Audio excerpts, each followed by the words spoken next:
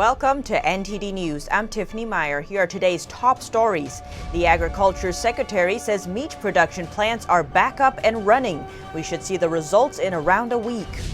Airlines are losing hundreds of millions of dollars every day. Now their union is asking Congress for another bailout. A Texas salon owner is in jail for reopening her business a few days early. Top state officials are criticizing the decision. And the U.S. begins trade negotiations with the UK. Both countries have lots to get done and quickly to boost trade flow and revitalize their economies.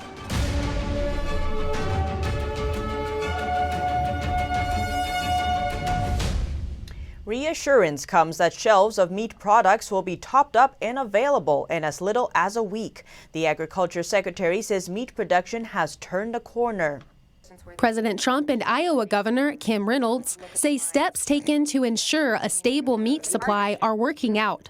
You've got to think South Dakota's coming back on board. We'll have most of our facilities up and going. She said federal assistance prevented what could have been a really sorry situation. U.S. Agriculture Secretary Sonny Perdue said meat production has turned a corner. He said the plants will be back in full force in a week to 10 days.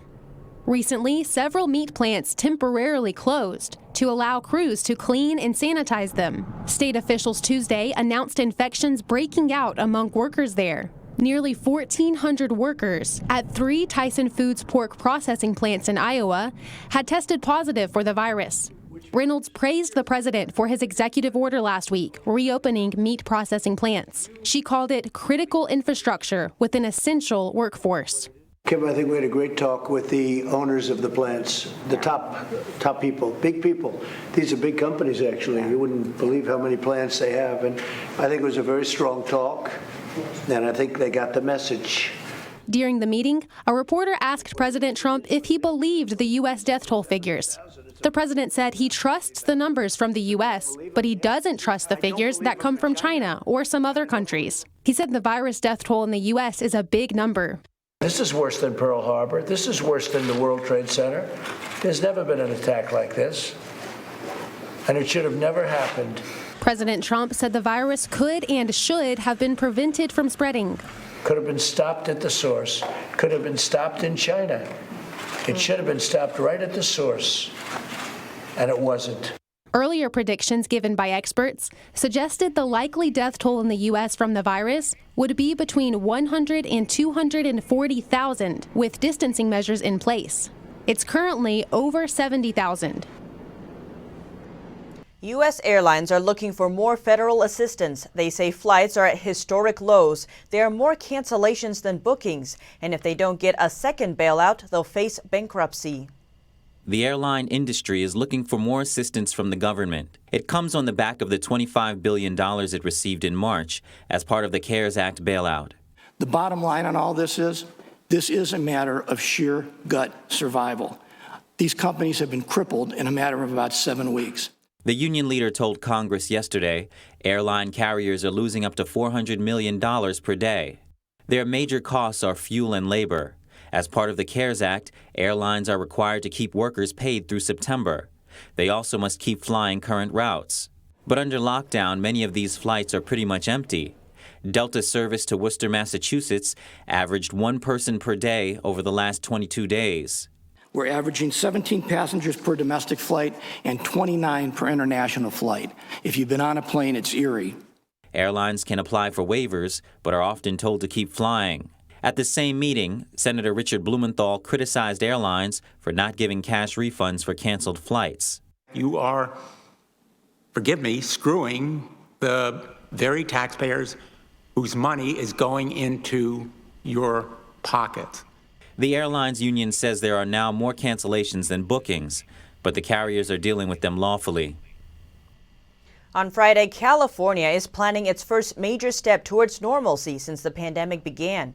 In San Francisco, officials are trying their best to make sure residents keep their distance, which can be easier said than done. This is excellent social distancing.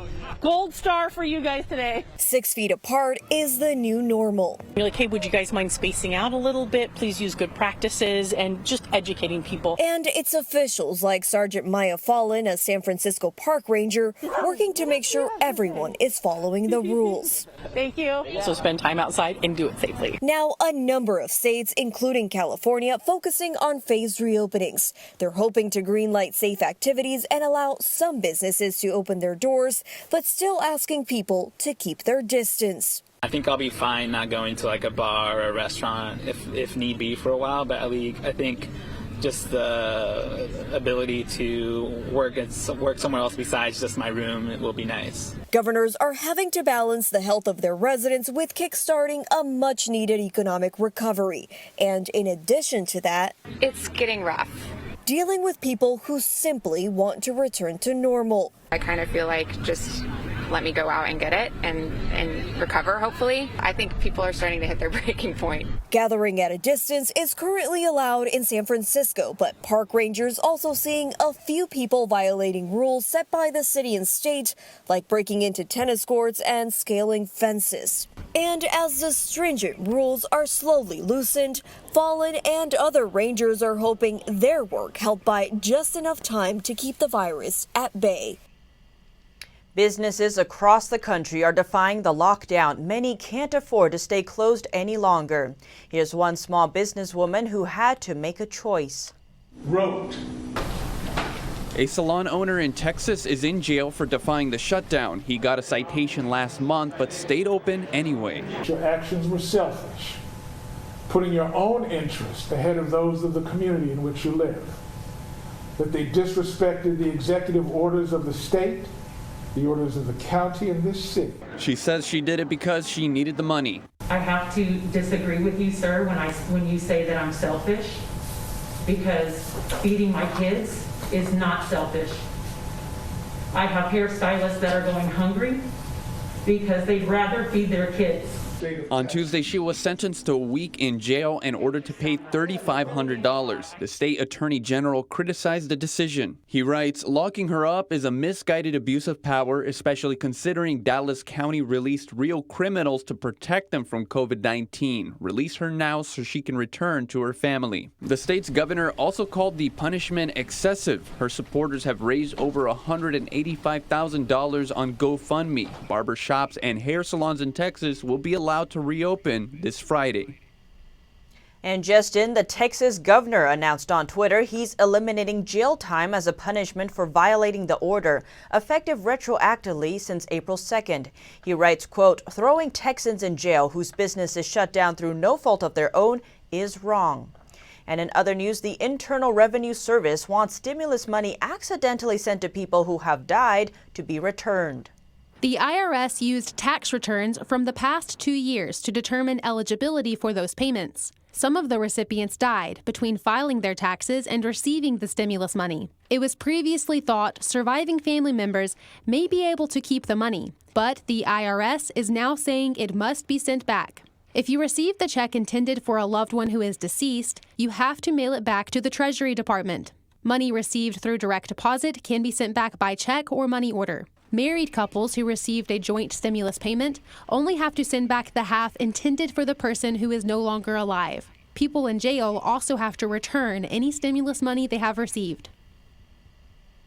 Information for how to return the money is on the IRS website. And in other news, people who have been hospitalized with COVID-19 may be banned from joining the military. The military are considering a rule preventing those with a history of COVID-19 from joining. The Pentagon is concerned about the virus impacting its ability to safely deploy troops. An official says there's a lack of understanding about the long-term effects of the infection. New cases among sailors on the USS Theodore Roosevelt are still appearing weeks after the virus first appeared on the aircraft carrier. The Navy thinks the rate of asymptomatic cases among crew members may have exceeded 60%. Recruits with a history of the virus will be able to apply for waivers, allowing them to join the service if the policy goes into effect. Many chronic health conditions already require such a waiver. Washington has launched its first major new trade negotiation of the year with the UK. Both countries seek to limit damages to their economies from the fallout caused by the pandemic. The U.S. and Britain launched formal negotiations on a free trade agreement on Tuesday. They seek to repair trade flows struck by the CCP virus crisis. The UK Trade Commissioner for North America says there has never been a more important time to do this. To keep supply chains open, to keep trade flowing, to create, part of the economic recovery that is going to be so important for both our countries. Right. So I think the talks will be conducted virtually to involve over 300 U.S. and UK staff and officials in nearly 30 negotiating groups. In a joint statement, U.S. and UK trade representatives said they had committed the necessary resources to accelerate negotiations. Phillipson said he thinks a lot of progress can be made in a short space of time. And we are absolutely committed to getting as far and as fast as we can. The first round of talks began as new U.S. data showed a record drop in U.S. exports and the service sector. British Ambassador Karen Pierce told reporters the talks are a very good sign of confidence in economic recovery. Both countries are seeking to shift some supply chains away from China. U.S. Trade Representative Robert Lighthizer says dependence on cheap imports for strategic products can make the U.S. vulnerable in times of crisis. Trade in goods between the U.S. and UK in 2018 was worth around $127 billion, with the two sides roughly in balance, while the services trade topped $134 billion. Amid the shutdown, German car makers have seen a big drop in sales. They want the government to bring back a cash for clunkers scheme. NTD's Germany correspondent Christian Watson has more on this. The German car industry is in dire straits and asking the government for help. Amid the pandemic's fallout, the country's most important industry has seen demand plummet. While automakers have reopened factories, about half of its workforce is still furloughed. In April, both production and export shrank by over 90% compared to last year. The industry wants to have a cash for clunkers scheme to boost demand, which was already used during the 2007 to 2009 recession. Such a scheme gives taxpayer-financed discounts to consumers who trade in old vehicles for new ones. This week, Chancellor Angela Merkel's government met with car makers. The CEOs of VW and others argue the auto industry is paramount for Germany's economy to recover. Car dealers in Germany reopened 2 weeks ago as part of the first phase of easing the lockdown measures, but they've made few sales since then. Car sales dropped by over 60% in April. There are many critics of such a scheme, including within the government. They say they would only agree to stimulus measures that will lead to more electric vehicles on the road. So a scrappage bonus like the one we had in 2008. There can't be anything like that again one-to-one. I'm firmly convinced of that. It must be a targeted program that really helps to bring about a new start in the automotive industry. The government said it will make a decision by early June. Reporting by Christian Watson, NTD News, Berlin. Citizens from Latvia, Lithuania, and Estonia will be free to travel between the countries from May 15th, creating a Baltic travel bubble within the European Union as restrictions eased. Latvia, Lithuania and Estonia are planning to create a Baltic travel bubble where they'll open their borders to each other's citizens from May 15th amid an easing of pandemic restrictions. Speaking at a news conference, the Lithuanian Prime Minister said that citizens of the three countries will be free to travel within the region, but anyone entering from outside will need to self-isolate for 14 days. The Baltic travel area would be the first of its kind in the European Union, where most countries restricted entry to non-nationals and imposed quarantine on incoming travellers as the coronavirus spread across the continent. The European Commission has recommended that internal borders between all member states be lifted in a coordinated manner. Coming up, Beijing is under growing scrutiny for its handling of the CCP virus, but some say the cause of the pandemic is not the only cover-up that needs to be investigated. More on that when we return.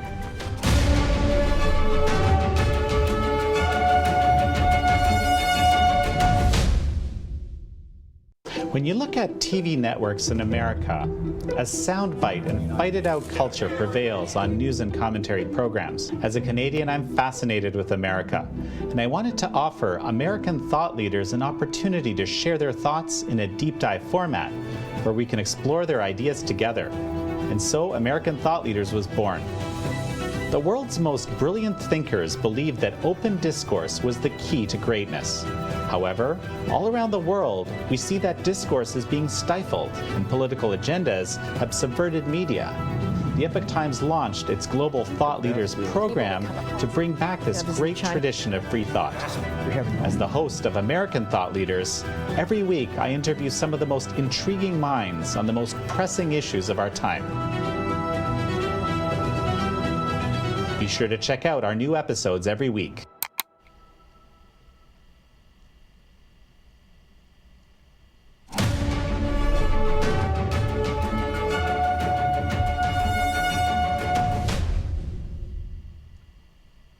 The Chinese Communist Party is under growing scrutiny for its handling of the pandemic, but for some experts, cover-ups under the Chinese regime are nothing new. Our UK correspondent Jane Worrell has the story. Since December, the Chinese Communist Party has silenced its citizens who have tried to reveal the true nature of the CCP virus. Beijing's handling of the pandemic has put the regime's lack of transparency to the forefront. I'd say, the CCP's efforts to cover up bad news, to downplay bad news, that happens almost on a daily basis. Medical ethics group Doctors Against Forced Organ Harvesting released a report this week outlining Beijing's pattern of deception. To deny, hide, propagate disinformation, then capitalise on the gains. They say the regime's cover-up of the virus follows this pattern. History has repeated itself with the cover-up of COVID-19. This is not the first time that we have seen a systematic cover-up of medical tragedies in China.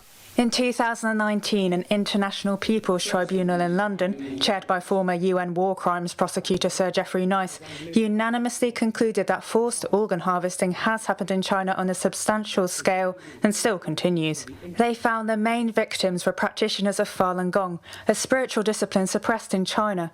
The CCP was invited to give evidence at the tribunal several times but did not respond. The only response, the only sort of official response, was from the World Health Organization, which doesn't even look at this issue.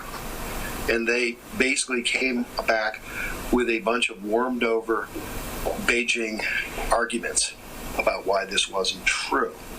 And there are no signs that forced organ harvesting in China has shut down during the pandemic. Media reports from March show Chinese doctors boasting about a successful double lung transplant.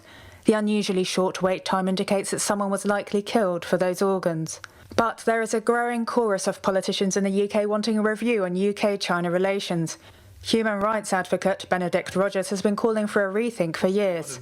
One of the good things to come from this terrible crisis is a rethinking of policy and of attitudes towards not the Chinese people and the country, but the Chinese Communist Party regime. He says finding the cause of the virus is not the only thing that needs investigating. Forced organ harvesting also needs to be investigated further.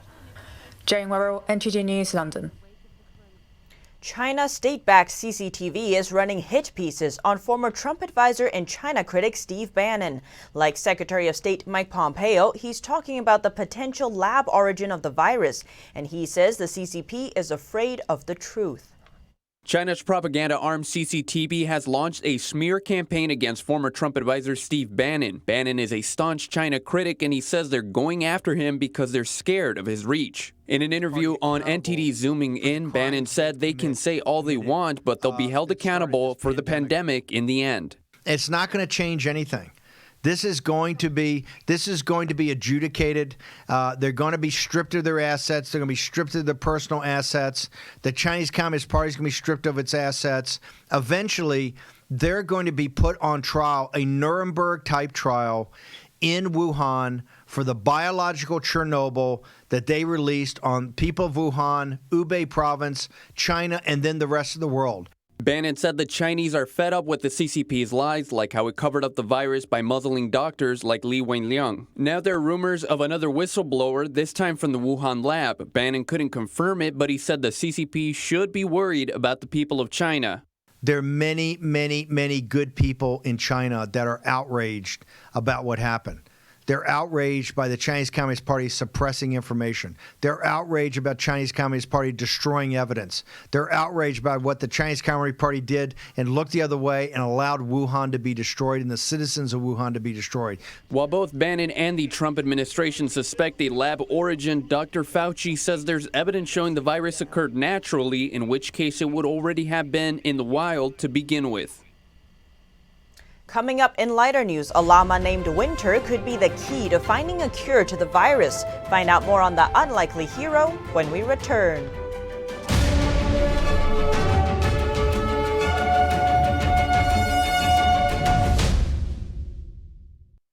How do we get to this point? Back in December, the coronavirus was already spreading in Wuhan, and the Chinese Communist Party was covering it up and punishing the whistleblowers who dared to report the truth. Their actions led to this pandemic, which now has us, in America, stuck in our homes and losing our jobs. To this very day, the Communist Party is still lying, making it more critical than ever for us to get honest reporting about China. The Epoch Times is able to bring you the uncensored truth because we maintain a network of underground sources inside of China, hidden from the censors of the communist government. For instance, our investigative team has been contacting individual funeral homes, hospitals, and they've obtained leaked internal documents which show that China's official numbers are massively underreported by a factor of at least 10. If you're looking for an honest source of news that can keep you informed and safe, check out The Epoch Times. Go to readepoch.com and try your first month for just $1 and get real journalism delivered straight to your doorstep.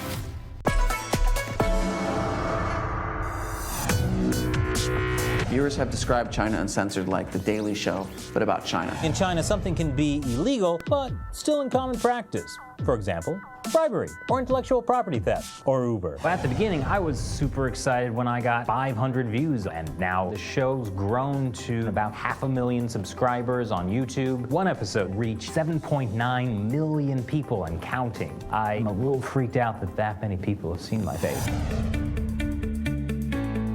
Hey, have you heard of China Uncensored? It's starring me. It's more and more obvious that China is having a major influence on the U.S. Hey, have you heard of China Uncensored? 中国揭秘. In 5 years, I see China Uncensored as the only show on TV or the internet. It will be the sole source of edutainment worldwide. Have you heard of China Uncensored? Yeah, I have. You actually have? He's heard of China Uncensored. I love China Uncensored.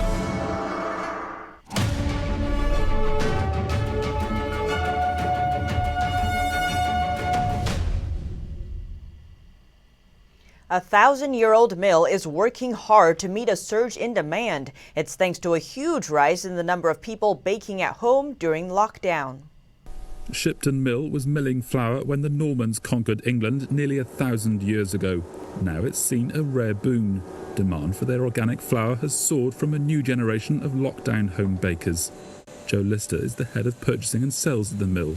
We've never seen a demand spike like this before, in terms of it being very, very focused on home baking and being so intense.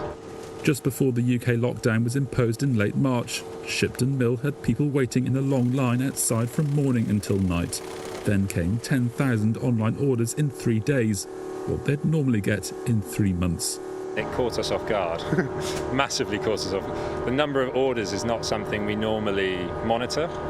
So one day we woke up to find we had 10,000 orders. We had to close the shop and then spend 3 weeks fulfilling those orders, essentially, dealing with the backlog. And then when we reopened, we had to do it with a new queuing system, which essentially was there to stop the website from crashing. His tip for people new to home baking: use good ingredients and don't spend time worrying about the results. The race to find effective virus treatments has led to an unlikely hero, a 4-year-old Belgian llama named Winter. His blood could hold a weapon to blunt the virus. A llama called Winter could be key to finding a cure to the new coronavirus. The llama in Belgium is at the heart of studies by US and Belgian scientists who say they have found a tiny particle that appears to block the virus. Llamas and other members of the camel family are distinct in creating smaller antibodies called nanobodies, with which scientists can more easily work. The virus has a crown shape with protein spikes onto which any antibody can latch. The team is made up of researchers from the University of Texas at Austin and Belgium's VIB Research Institute. They aim to begin animal tests and roll out human trials by the end of the year. Still to come, NBA teams are set to reopen practice sessions on Friday, but with plenty of restrictions in place. Find out how this will affect training after the break.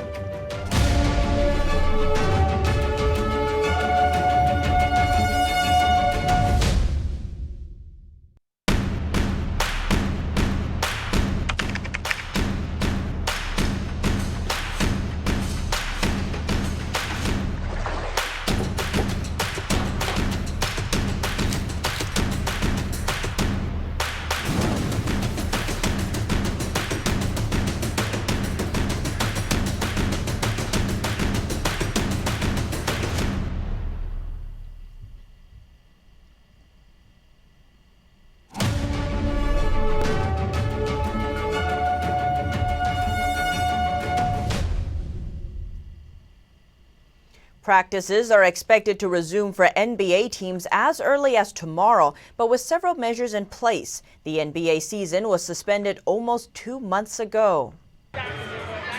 NBA team practices are set to resume as early as Friday, with many restrictions in place. It's less than 2 months after the U.S. health crisis suspended the entire NBA season. But with scrimmages forbidden and practice facilities available for only limited use, the workouts are unlikely to resemble business as usual for the basketball league. Players will be required to wear masks inside team facilities, and teams must thoroughly disinfect any equipment used. Stay-at-home orders across the United States may also play a role in determining which teams can resume their workouts. Some states are in the process of reopening, while others are maintaining strict social distancing measures. According to media reports, the Houston Rockets and the Denver Nuggets are among those teams considering opening facilities right away, given that Texas and Colorado's stay-at-home orders have expired. With most of the professional sports calendar on hold, other top sports leagues across North America are considering when and how their seasons can continue. An Alaskan military base performed a Moose Walk military aircraft exercise meant to train members and show the world that the U.S. is ready for military action despite the pandemic. The U.S. Air Force, along with Alaska Air National Guard, showcased America's military readiness on Tuesday. Aircraft including F-22 Raptors practiced a formation called an elephant walk, which is also known as a moose walk at this Alaskan base. Moose are a staple of Alaska's wildlife, and moose is also the nickname of the C-17 Globemaster III aircraft.